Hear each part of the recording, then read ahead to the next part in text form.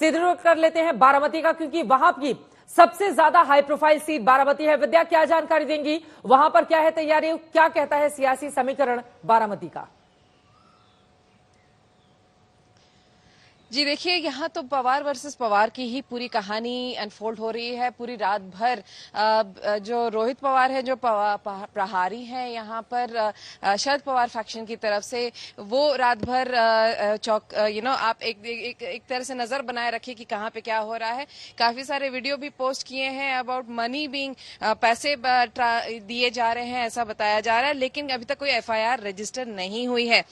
Ajit Pawar faction की तरफ से हालांकि पिन ड्रॉप साइलेंस है, सब वहां पर इसी बात पर कोशिश कर रहे हैं कि उनकी पत्नी सुनेत्रा पवार को काफी सारे वोट्स मिले, और कोशिश उनकी यही है कि जो पवार वर्सेस पवार की जो लड़ाई है उसमें, जैसा उनका हमेशा से कहना आया है कि शरद पवार फैक्शन, भले ही शरद पवार जो भी कहें बड़े नेता जरूर हैं, लेकिन सारा जमीनी काम उन्होंने किया है और उसी का हक उन्हें इस बार मिलना चाहिए। तो अजीत पवार फैक्शन की तरफ से भी काफी उम्मीदें जताई जा रही हैं कि उन्हीं को ज्यादा वोट्स मिलेंगे, लेकिन शरद पवार फैक्शन की तरफ से सुप्रिया सुले मैदान में है, जो कि पहले से ही 3 बार एमपी रह चुकी हैं। उसके पहले यही सीट शरद पवार खुद बतौर एमपी के तौर पर वो उसे रिप्रेजेंट करते थे।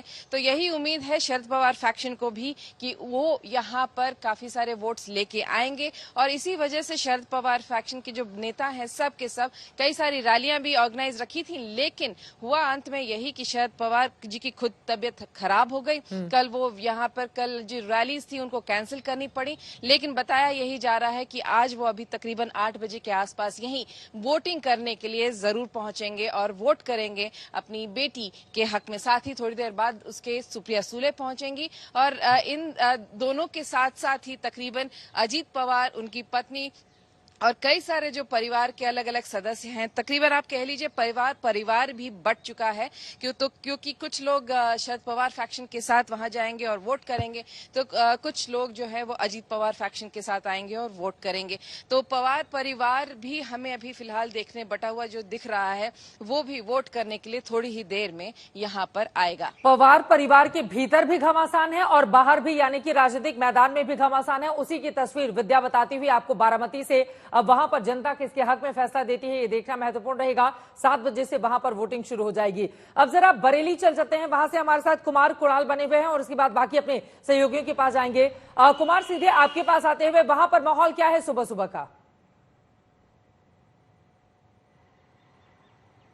देखिए, उत्तर प्रदेश तो सियासत के मामले में सबसे ज्यादा प्रमुख है ही, और 10 सीटों पर चुनाव है।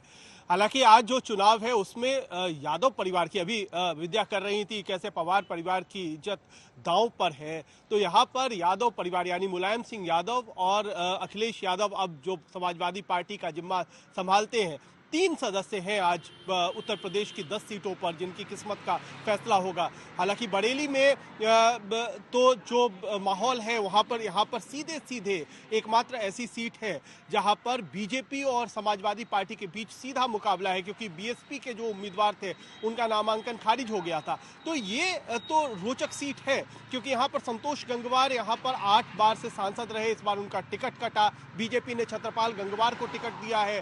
प्रवीण सिंह ऐरोन जो पहले कांग्रेस में होते थे, इस बार समाजवादी पार्टी की टिकट पर किस्मत आजमा रहे हैं। लेकिन नजर है मैनपुरी, बदायूं, फिरोजाबाद, ये 3 सीट जहां पर जो यादव परिवार अपना दमखम दिखाएगा। डिंपल यादव, अक्षय यादव, आदित्य यादव, ये 3 उम्मीदवार चुनाव लड़ रहे हैं जिनकी किस्मत का आज फैसला होना है 10 सीटों पर। तो बड़ी रोचक ये पूरा इलाका है। आगरा, साथ ही साथ फतेहपुर सीकरी, इन तमाम सीटों पर भी उत्तर प्रदेश में काफी दमखम देखने को मिलने वाला है। ठीक है, मैं लौटूंगी आपके पास। कुमार कुणाल जहां पर बरेली में मौजूद है, थोड़ा सा आगे आप जाएंगे तो पाएंगे कि चौराहे पर बड़ा सा झुमका लगाकर रखा गया है। अब सवाल पूछा जाता था कि झुमका से कोई लेना देना है क्या बरेली का, तो ऐसा नहीं है। बॉलीवुड में एक गाना आया, झुमका गिरा रे बरेली के मैदान में, बाजार में, और उसके बाद वहां पर चौराहे पर ही झुमके को लगा दिया गया। लोग आकर वहां पर सेल्फी क्लिक कराते हैं उसके साथ। फिलहाल हम लोग कर लेते हैं पश्चिम बंगाल का। इंद्रजीत कुंडू मुर्शिदाबाद से हमारे साथ जुड़े हुए हैं। कौन कौन से मुद्दे हावी रहे तीसरे चरण की वोटिंग के लिए, मुख्य मुकाबला किन किन के बीच, माहौल क्या है इंद्रजीत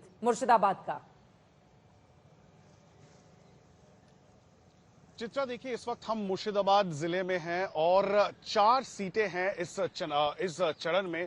जो पश्चिम बंगाल से चुनाव में जा रहे हैं। मालदा और मुर्शिदाबाद एक समय पे ये कांग्रेस का गढ़ माना जाता था, लेकिन क्या कांग्रेस और वामपंथी दल सीपीआईएम क्या वो खाता खोल पाएगा? क्योंकि 2021 का जो विधानसभा चुनाव था उसमें पश्चिम बंगाल के विधानसभा में इस वक्त उनकी कोई सीट नहीं है और इस वक्त मुर्शिदाबाद जो सीट है वहां पे पश्चिम बंगाल सीपीआईएम के जो अध्यक्ष है, जनरल सेक्रेटरी है मोहम्मद सलीम, जो पूर्व एमपी भी रह चुके हैं, वो मुर्शिदाबाद से लड़ रहे हैं चुनाव इस वक्त। और कोशिश यही है कि सीपीएम का खाता इस बार खुल जाए और जो जानकार का मानना है कि इस वक्त उनके चांस एक है, क्योंकि जो ट्रायंगुलर कॉन्टेक्स्ट होने वाला है मुर्शिदाबाद में सीपीआईएम कांग्रेस गठबंधन, तृणमूल कांग्रेस और बीजेपी के बीच में, उसमें कहीं ना कहीं सीपीआईएम को लग रहा है कि उनको इस बार चांस है। बाकी जो 3 सीट है, 2 सीट है मालदा में, मालदा उत्तर और मालदा दक्षिण, वो भी कांग्रेस का गढ़ माना जाता था।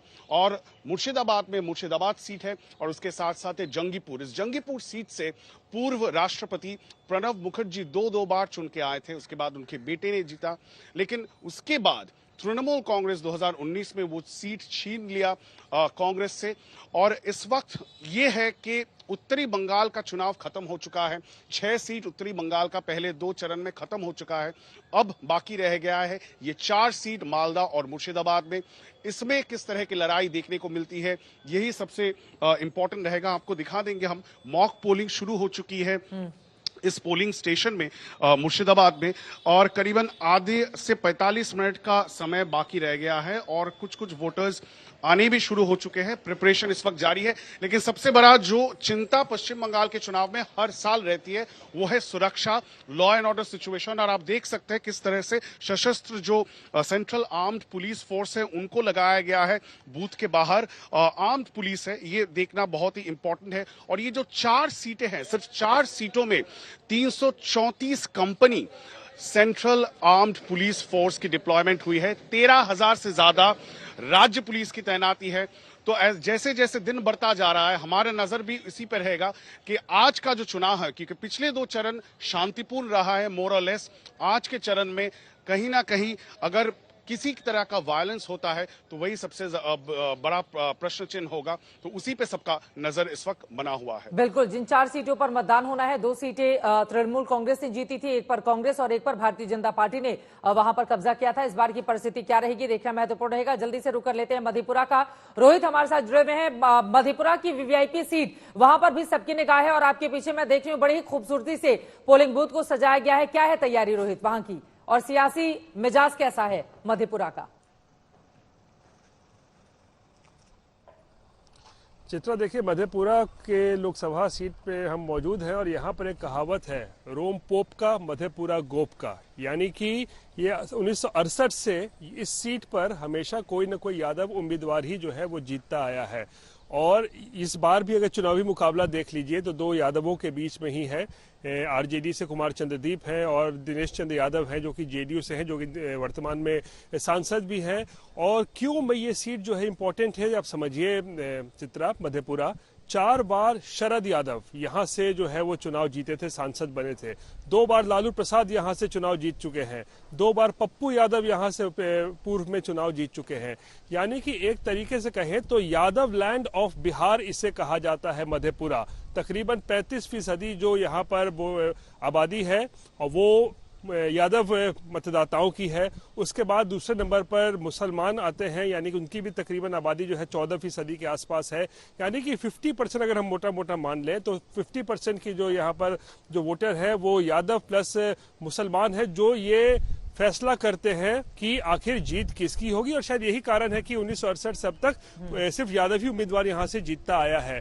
और दूसरी बात मैं क्या बताऊं, ये कर्म भूमि भी रही है शरद यादव की। आपको याद होगा मध्य प्रदेश से उन्होंने अपनी राजनीति शुरू की थी, लेकिन उनकी कर्म भूमि हमेशा मधेपुरा रही, जो 4 बार से यहाँ पर वो सांसद रहे हैं। तो काफी महत्वपूर्ण सीट है, वीवीआईपी सीट है। यहाँ पर लालू यादव, पप्पू यादव, शरद यादव सब यहाँ से सांसद रह चुके हैं और इस बार भी मुकाबला जो है वो बेहद दिलचस्प दिलचस्प होने वाला है। लेकिन मधेपुरा के साथ साथ मैं बता दूं 4 और सीटों पर भी जो है आज मतदान होना है और इन टोटल जो कुल 5 सीटें हैं वो कहीं न कहीं इस वक्त जो है एनडीए के पास ही है और ऐसे में चुनौती आरजेडी की है कि वो किस तरीके से इन 5 सीटों पर, जो कि एक अररिया है, अररिया एक मुस्लिम बहुल लोकसभा क्षेत्र है जहां पर तकरीबन 44-45% मुस्लिम आबादी है, वहां पर भी जो देखना दिलचस्प होगा कि किस तरीके से वोटिंग होती है। झंझारपुर में आज वोटिंग होनी है, खगड़िया में वोटिंग होनी है और साथ ही सुपौल में। तो कुल 5 जगहों पर आज चुनाव होना है, लेकिन सब में से मधेपुरा पर सबकी नजर रहेगी, जो बहुत ही काफी सारे मिजाज से देखिए बहुत महत्वपूर्ण सीट रही है। नीतीश कुमार यहाँ पर प्रचार प्रसार करने के लिए आए हुए हैं, तेजस्वी यादव ने भी यहाँ पर लगातार प्रचार प्रसार यहाँ पर किया है। संविधान को लेकर जबरदस्त यहाँ पर जो है चर्चा हुई है, किस तरीके से आरोप लगाया गया कि संविधान बदलने की कोशिश की जा रही है, आरक्षण ले लिया जाएगा। और आरक्षण देखिए जिस तरह बिहार में बहुत एक महत्वपूर्ण और ज्वलंत मुद्दा रहा है, आरक्षण पर 2015 में पूरा का पूरा पासा ही पलट गया था, तो लालू यादव ने बड़ा खेल कर दिया था और फिर विधानसभा में नीतीश और लालू की जीत हुई थी। तो ये बहुत सारे महत्वपूर्ण मुद्दे हैं, लेकिन एक बात बिल्कुल स्पष्ट है कि जो इस सीट का एक इतिहास है, यादव लैंड ऑफ बिहार जो कहा जाता है कि यादव ही यहां से कोई जीतता है, तो इस बार भी ऐसी ही संभावना जताई जा रही है, चाहे कोई भी जीते, आरजेडी से जीते या फिर जेडीयू से, एक बार और जो है इस सीट से एक यादव उम्मीदवार को ही सांसद बनाया जाएगा। पिछली बार जेडीयू को 54% वोट मिले थे, आरजेडी बहुत ज्यादा पीछे रह गई थी, लेकिन इस बार की परिस्थिति क्या रहेगी देखना महत्वपूर्ण रहेगा।